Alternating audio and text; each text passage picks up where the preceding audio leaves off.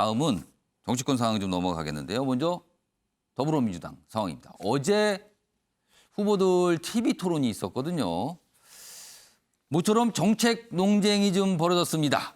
그런데 여기에서 영화 기생충이 소환이 됐어요. 그래서 좀 주목을 받았죠. 먼저 기사부터 확인해 보겠습니다. 영화 기생충 소환한 이낙연, 이선균까지 돈 줘야 하나. 여기서 말하는 이선균은 진짜 배우 이선균을 말하는 게 아니라 그 영화 속의 캐릭터죠. 그러니까 여기서는 이선균 굉장히 부유한 인물로 나오죠. 근데 거기까지 돈 줘야 되나 이렇게 물었어요. 그러자 이재명, 송강호만 지원하면 부자 이선균이 세금을 안 낼 것이다. 뭐 이렇게 좀 뭔가 논쟁이 벌어졌어요. 기본소득 놓고 설전이 오갔다.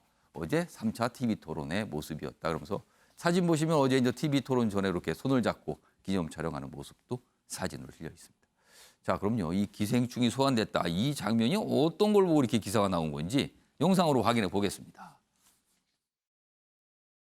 기생충에 보면 송강호의 집은 반지하에서 비가 오면 비가 그대로 집에 쏟아져요. 그리고 이선균 집은 비가 오면 그 비를 감상하죠. 그런데 그 이선균과 송강호 두 분에게 똑같이 8만 원씩 주는 것이 정의로운 것인가? 안 그러면 그 돈을 모아서 송강호의 집을 더 좋게 해주는 것이 좋은 것인가? 송강호에게만 지원하겠다고 세금 내라면 이선균 씨가 세금을 안 낼 겁니다. 그것은 부자들에 대한 모욕이라고 생각합니다. 네. 부자들은 그것보다는 사회에 기여하고 명예를 얻는 네. 것을 더 중요하게 생각한다. 이 말씀을 드리고 싶습니다. 이재명 경기지사의 기본소득을 놓고 이제 논쟁을 벌인 거죠. 근데 이제 영화까지 곁들여면서 이제 예를 들어서 이렇게 설명해서 약간 공방이 있었습니다. 윤영걸 전 대표님, 네. 모처럼 정책 논쟁입니다. 뭐 이런 논쟁은 뭐 언론들도 많이 있으면 좋겠다. 뭐 긍정적 평가를 해요. 자, 일단 그건 그렇고요. 선별 보편 역시 이제 복지 정책할 때 나오는 주제인데 두 경선 후보의 이야기 어떻게 평가하시겠습니까? 뭐 이낙연 후보가 먼저 기본소득을 비판하는데 기생충 영화를 예를 들었죠. 예. 뭐 송강호 반지하가 물 새서 난리가 나잖아요. 예. 그때 저는 생각도 나요. 송강호 대사가 실패하지 않는 법이 뭐냐. 실패하지 않는 법은 계획을 안 세우면 실패도 안 한다. 저 그 말이 생각이 나요. 예. 그 정도로 좀 처참한 환경에 빠졌는데 예. 어제 이낙연 후보가 그런 사람들만 지원해 주는 게 해야 되는데 왜 이선민 드라마에서 왜 조혜정 남편 그 예. 부자잖아요. 이선균. 이선균 그 예. 부자까지 왜 지원해 주냐. 이게 예. 기본소득이냐 비판했는데 잘 했어요. 저 이낙연 후보가 굉장히 예를 들어서 쉽게 예. 잘 했고 좀 기본소득에 대해서 굉장히 저도 문제가 많다고 생각하거든요. 자산 격차가 해소되지도 않고 또 안정적이지도 않고 실질적인 효과도 없고 그래서 기본소득에 대해서 비판해서 저는 말이 된다고 생각해요. 예. 그리고 또 그 이재명 지사가 또 경기도에 또 88%만 원래 하위 주기로 되어 있는데 재난지원금 예. 그걸 12%는 경기도에서 자체적으로 또 시하고 협의해서 또 준다잖아요. 뭐 이런 검토 얘기가 나왔어요. 그런 얘기까지 또 나오니까 예. 저는 뭐 이재명 지사 같이 저렇게 기본소득이라는 이름으로 저렇게 풀어주면 나라 재정이 거들날 거다. 저는 이렇게 생각해서 이낙연 전 대표가 지적은 잘했다고 보는데 시청자 입장에서는 예. 저게 얼마나 또 근데 먹힐까. 아. 예. 다른 후보들이 일제히 이재명 기본소득 비판했거든요.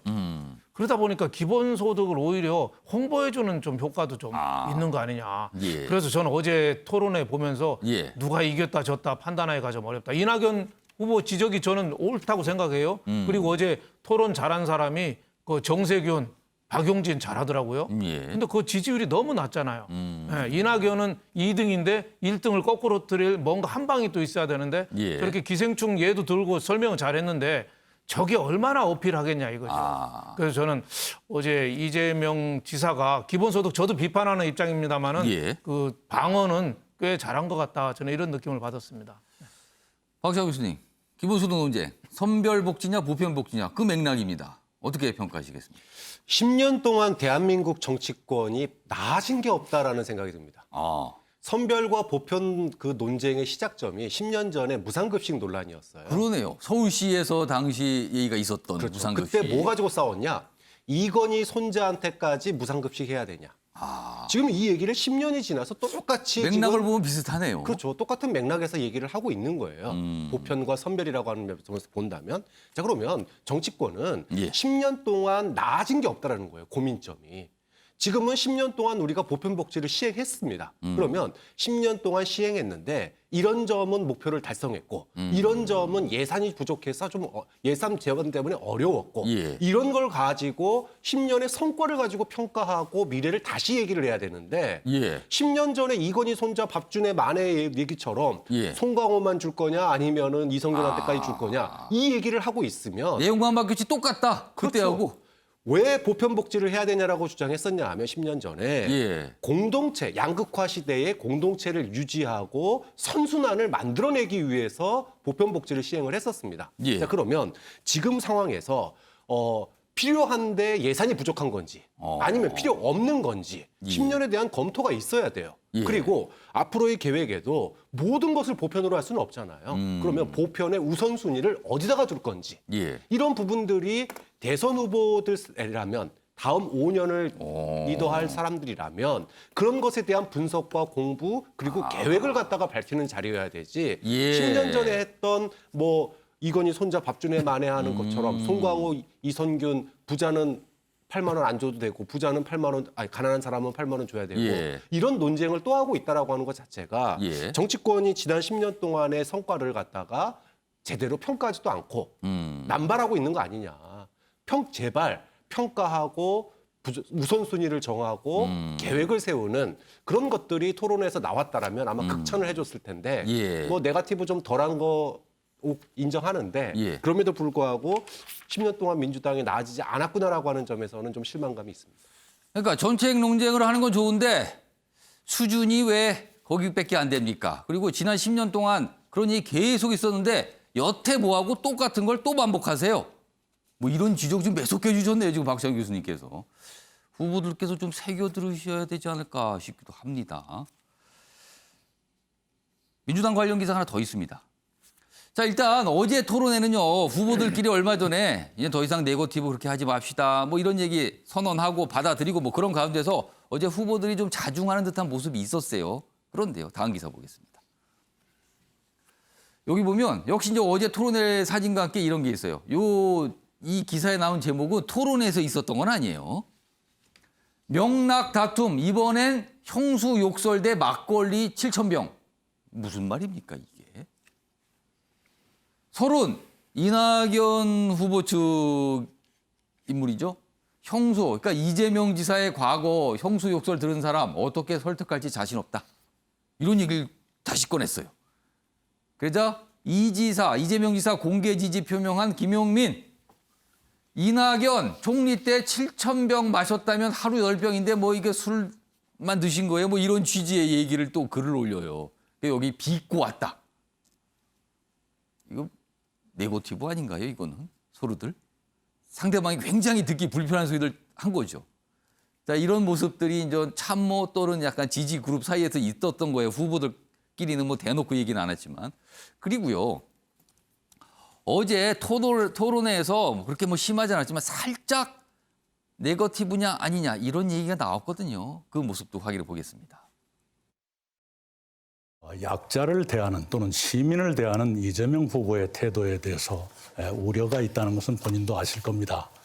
예를 들면 철거민들이 와서 항의하니까 몸싸움을 하고 고소고발을 했다든가 정책 수정을 요구하는 장애인들을 쫓아내고 겨울철에 전기를 끊었다거나 하는 식의 보도가 있습니다. 전부 다 왜곡된 사실이 아닌 전부 것이고요. 왜곡입니까? 네, 이게 예를 들면 화면이 철거민한테는 제가 폭행을 당했고요. 그 사람들이 유죄 판결 받았습니다. 그 얘기 다시 하지 마시고요. 이런 게 진짜 네거티브죠. 좀 이런 거 안 했으면 좋겠습니다. 이런 거야말로 네거티브잖아요. 그러니까 어제 살짝 나왔어요. 살짝 약간 이게 신경전 갈등처럼 보이는 장면이 있었고요. 그리고요, 어제 토론회에서는요, 지지율상으로 이제 후위 주자라고도 할 수 있죠. 후위 주자들이 1, 2위 주자에 대해서 뭔가 지적하는 얘기도 있었는데 특히 이 최근에 있었던 가석방, 법무부의 가석방 결정에 대해서 또 여러 가지 약간 공세를 폈습니다. 그 모습도 확인해 보겠습니다. 재벌에게 무슨 은혜를 입었는지 의심을 하게 되죠. 또 하물며 어떤 꿀을 얻어 드셨는지 이런 의문도 지금 제기하는 당원들이 있습니다. 재벌이라고 해서 특혜도 아니지만 역차별도 안 된다. 맞죠? 네. 예, 맞으시죠. 근데 제가 지금 읽어드린 이 말은 이재명 후보님의 말이 아니고요. 박근혜 대통령이 지난 6년 전에 최태원 회장에 대한 가석방에 대해서 했었던 말입니다. 이재명 후보와 묘하게도 똑같습니다.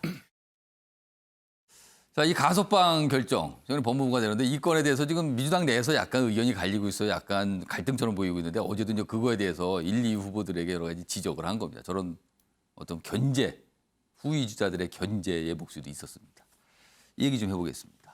김재섭 전 비대위원, 뭐 경쟁당, 남의 당 사정입니다만 지금 상황은 지금 후보들 간에는 네거티브 하지 말자 제안이 있었고요. 받아들였고 약간 자중하는 분위기. 근데 참모와 지지자들 간에서는 그런 모습은 아니에요. 그리고 이 1, 2가 아닌 그 이하 후위 주자들도 공격을 좀 거세게 하고 있거든요. 이거 쉽사리 좀 잦아들까요? 어떻게 보세요? 제가 2주 전에도 비슷한 이슈에 관해서 민주당 네거티브는 앞으로도 줄지 않을 것이다.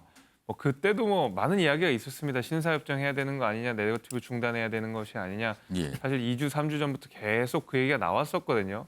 원팀 기조 얘기도 계속 나왔었고 그 원팀의 원이 뭐 월 원자가 아니냐 뭐 이런 얘기도 하고 그러지 않았습니까? 예. 그때도 제가 드렸던 말씀이 실제로 지금 이 네거티브 공방을 멈추기에는 굉장히 어렵다라는 생각이 있다고 말씀을 드렸고 마찬가지입니다. 지금 링 위에 올라가서 계신 분들이 아무리 신사협정을 한다고 하더라도 예. 링 바깥에서 있는 분들이 사실 각 후보 그다음에 캠프에 대한 공격을 멈추지 않는 한 예. 사실 후보들끼리 아무리 그 원팀 협정을 맺고 네거티브 공방을 멈춘다고 하더라도 결국 이 네거티브 자체는 경선 될 때 끝날 때까지 멈추지 않을 거라고 생각합니다. 그리고 이제 점점 후보들이 줄어들어서 마침내 이제 결선 투표까지 가는 과정은 예. 지금보다 훨씬 더 격화될 것이라고 생각이 되거든요.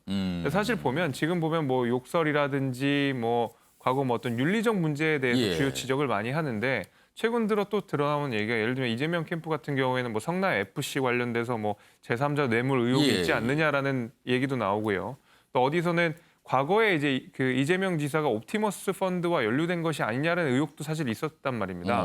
한참 몇 달 전에는요. 예. 그런 사실 이제 법적이고 이게 앞으로 어떻게 번질지 모르는 이슈에 대해서는 아직 뭔가 이 도화선이 타진 않은 것 같아요. 그래서 그런 부분들도 앞으로 우리가 결선으로 가는 과정 속에서 예. 많은 경쟁들을 거치다 보면 그 후보 간의 경쟁들이 더 격화될 텐데 아마 이 네거티브 공방은 앞으로도 쉽지 않게 꺼지지는 않을 것 같고 계속 이런 기조들이 유지되거나 앞으로 더 격화될 가능성이 있다. 저는 예. 그렇게 생각합니다. 자, 이재명 후보 캠프에 계신 성근택 전 부대변인, 지금 캠프 대변인 맡고 계신데 이 질문 드릴게요. 사실은 네거티브 공방 아니면 공세 뭐 이런 겁니다. 이게 지지율 1등인 이재명 경기지사한테 집중되고 있거든요. 자, 그렇다면 후보들끼리는 안 하기로 약속을 하고 서로 합의했습니다. 그런데 참모 수준에서 내려가게 되면 특히나 지지자 쪽으로 가게 되면 네거티브 지금 나오고 있거든요.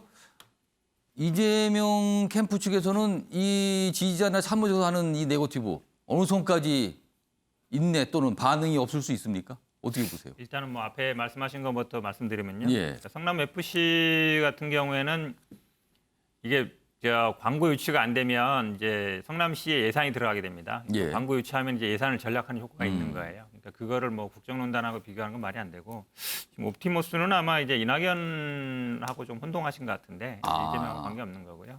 이낙연 후보가 예전에 뭐 부실장 하던 최측근이 관계 있는 게 아니냐. 그래서 이제 좀 관계 없는 얘기 하신 것 같고. 예. 그다음 지금 질문하신 것 중에 이제 결국은 이제 후보들끼리는 안 하기로 했잖아요. 그런데 이제 지지자나 참모들의 어떤 그런 공세에 그렇죠. 대해서 이재명 캠프 쪽에서는 반응을 앞으로 안 보이실 거예요? 최대한 이제 자제하려는 입장이고요. 우리 지금 아마 뭐 선대위원장 이런 분들도 일단은 이 기준을 지켜야 된다라고 예. 공지는 했고 아마 지지자들한테도 최근에 이제 뭐 이상민 위원장이나 이렇게 문자들에 대해서도 자제해야 된다 이렇게 얘기하고 있거든요. 그러니까 그거는 중요한 부분 지적하셨는데 저는 아마 윤낙연 캠프 쪽에서 그렇게 해주셔야 된다. 그러니까 본인 후보들만 안 하면 되는 게 아니라 예. 그 캠프에 속해 있는. 그러니까 지금도 보면 이제 서른 의원이 지난번에 아마 이게 경선 불복 아니냐 저도 비판을 했었는데 예. 그러니까 지금까지 우리가 원팀 이뤘다.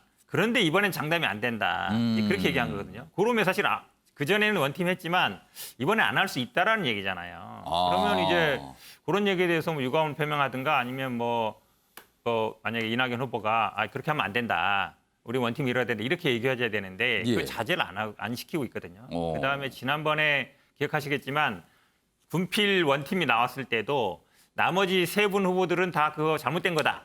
장애인 여성 비하다 이랬는데 그때도 이낙연 후보는 뭐 지지자가 하는 건데 뭐 대선 후보들이 그런 얘기 하냐 이랬거든요. 예. 그 부분이 저는 차이가 있다고 봐요. 그러니까 예. 본인은 안 하더라도 캠프에 있는 사람들이나 아니면 지지자들이 했을 때 그거를 분명히 제재를 해줘야 된다. 그러면 안 된다라고. 물론 이제 강제적으로 제재할 수는 없겠지만 예. 그런 게 저는 아마 이 원팀을 만들어가는 기본적인 취지에 맞고 그건 아마 이낙연 캠프 쪽에도 그렇게 좀 해줬으면 그런 바람이 있습니다. 아무튼 뭐 오늘은 사실은 이른바 이제 명락대전, 뭐 명락 다툼 뭐 이런 기사가 좀 빈도 숫자상으로 좀 줄어들었어요. 그러나 완전히 사그라들지는 않고 있습니다. 지금도요. 뭐 이런 기사들이 오늘 있었습니다.